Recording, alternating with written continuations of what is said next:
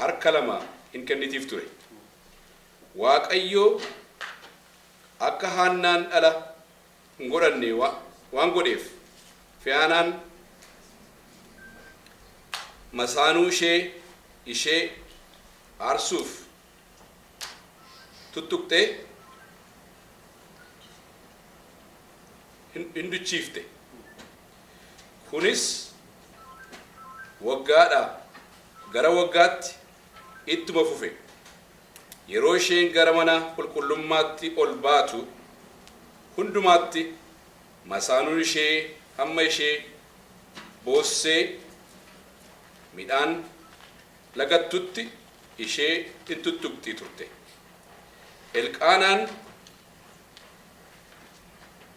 abbaan manaa ishee Yahaannaa, maaliif boossaa?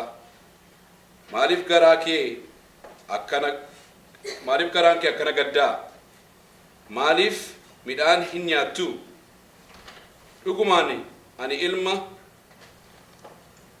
ilmaan